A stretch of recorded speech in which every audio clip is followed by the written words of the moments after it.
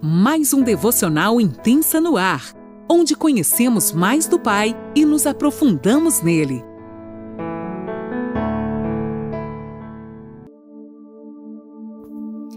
Bom dia, mulheres! Aqui quem fala é a Sara. Eu falo de Criciúma, Santa Catarina. Que honra ter vocês aqui conosco para mais um dia do devocional Intensa. Hoje a Lani me chamou para estar fazendo esse capítulo 11 junto com vocês, né? Tá falando um pouquinho do que Deus revelou, né? O que trouxe ao meu coração, e fiquei muito feliz de estar levando um pouquinho do que Deus falou para mim, através desse capítulo. Vamos lá então. João, capítulo 11, versículo 1. Um homem chamado Lázaro estava doente. Ele morava em Betânia com suas irmãs, Maria e Marta. Foi Maria, a irmã de Lázaro, a quem mais tarde derramou perfume caro nos pés do Senhor e os enxugou com os cabelos. As duas irmãs enviaram um recado a Jesus dizendo: Senhor, seu amigo querido está muito doente. Eu tenho uma outra versão aqui que fala: aquele que o Senhor ama está doente. Eu grifei porque me chamou muita atenção. Capítulo 4, versículo 4. Quando Jesus ouviu isso, disse: a doença de Lázaro não acabará em morte. Ela aconteceu para a glória de Deus, para que o Filho de Deus receba glória por meio dela. Jesus amava Marta, Maria e Lázaro. Ouvindo, portanto, que Lázaro estava doente, ficou mais 2 dias onde estava. Depois, disse a seus discípulos: vamos voltar para a Judeia.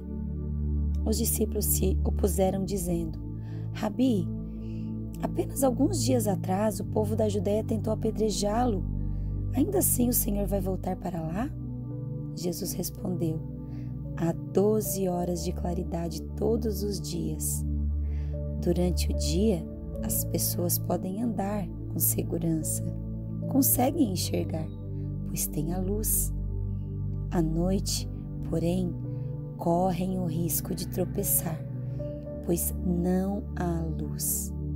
E acrescentou: nosso amigo Lázaro adormeceu, mas agora vou despertá-lo. Os discípulos disseram: Senhor, se ele dorme, é porque logo vai melhorar. Pensavam que Jesus falava apenas do repouso do sono, mas ele se referia à morte de Lázaro. Então ele disse claramente: Lázaro está morto, e por causa de vocês eu me alegro por não ter estado lá, pois agora vocês vão crer de fato. Venham, vamos até ele.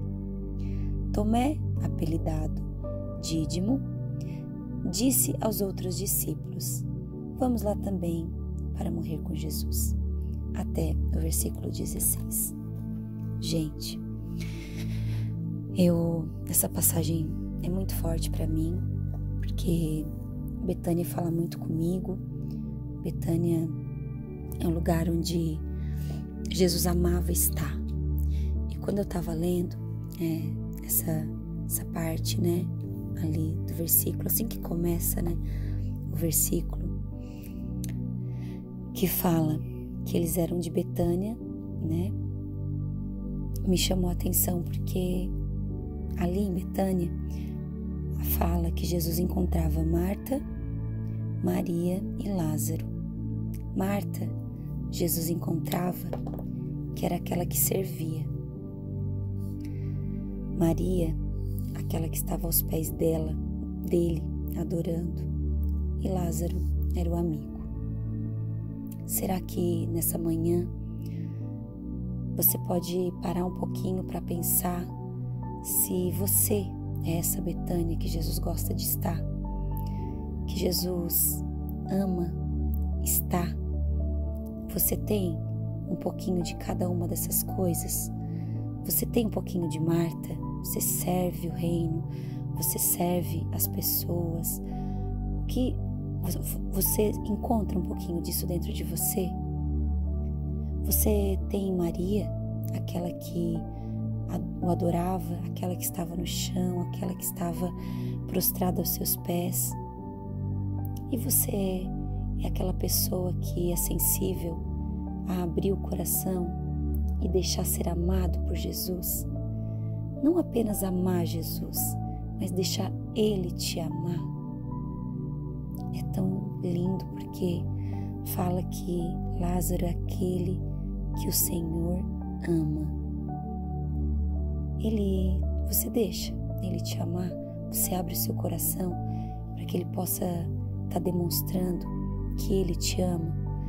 Porque, parando para pensar, quando elas foram dar a notícia, elas não simplesmente mandaram avisar: Jesus, o teu amigo está doente. Não, elas sabiam que Lázaro era aquele que Jesus amava. Então eu acredito que Jesus deixava isso bem claro para todos, que Ele amava Lázaro. E que Ele possa hoje, nessa manhã, encontrar em nós esse lugar de serva, de adoradora e de um coração receptivo ao amor dele. Amém? Betânia significa casa de aflição. Lázaro, aquele a quem Deus ajuda. Que lindo isso. Ali no versículo 4, fala pra gente: ao receber a notícia, Jesus disse: essa doença não é para a morte, mas para a glória de Deus, a fim de que o Filho de Deus seja glorificado por meio dela. Quantas vezes, a gente tem aflições, problemas nas nossas vidas e a gente, para nós, já é para a morte. Claro, aqui a gente entende que Lázaro chegou, que Lázaro, sim, morreu. Mas quando Jesus disse, essa doença não é para a morte, ele sabia que mesmo que Lázaro morresse, que ele iria ressuscitar. Jesus é aquele que conhece todas as coisas. Mesmo que Lázaro morreu, Jesus tinha um propósito nisso. Então, quando ele fala, não é para a morte, ele quer dizer: eu vou operar um milagre, filha. Não se desespera, não fica desesperada com o que tu está vivendo, com as dificuldades que tu está vivendo. Não foca na doença de Lázaro, não foca na morte, no que está te deixando desesperado. Não, volta os teus olhos para mim. Eu sei, eu conheço o teu futuro. Eu sei por que eu estou permitindo isso. Eu sei por que Lázaro vai ter que morrer. Eu sei. Então, quando a gente vê ele dizendo isso para os discípulos e logo a gente sabe que Lázaro morreu, a gente fica pensando: mas ele falou que a doença não era para a morte, mas Lázaro vai morrer? Como assim? Porque mesmo que seja a morte, Ele é a vida. Ele tem a vida nas mãos. Então, mesmo que para ti, aos teus olhos, é a morte, os teus olhos não têm que estar fixos no natural. Olha para Ele. Volta os teus olhos para Ele nessa manhã. Não olhe para o problema. Não olhe para a situação. Simplesmente olhe para Ele, que pode resolver todas as coisas e sabe do porquê de cada coisa.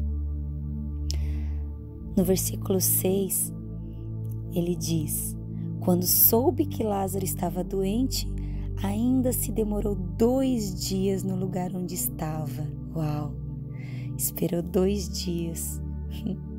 Ele sabe o tempo certo de operar o milagre. Se ele tivesse vindo no mesmo dia que elas chamaram, claro, ele podia ter feito Lázaro morrer naquele mesmo dia, mas ele queria que elas crescem, que ele era a vida. Ele queria que não só eles, mas ali para frente a gente vai ler que ele queria algo maior. Ele queria um milagre muito grande. Por isso ele esperou os 2 dias, para que a nossa esperança não esteja no médico, não esteja nas nossas mãos, não esteja na nossa conta, não esteja no nosso trabalho. Porque eu trabalho eu vou conseguir pagar, porque eu fiz eu vou conseguir. Não. Ele quer que a gente de verdade entregue totalmente tudo a Ele e confie que se Ele não vier depois que eu chamar, é porque Ele sabe o que tem para acontecer. Ele não se atrasa. Quando Jesus chama os discípulos para voltarem para a Judéia, eles dizem: Mestre, o Senhor quase foi morto naquele lugar, vai querer voltar? Jesus fala do tempo que tem 1 dia e fala da luz. Olha que lindo quando ele diz: não é verdade que o dia tem 12 horas?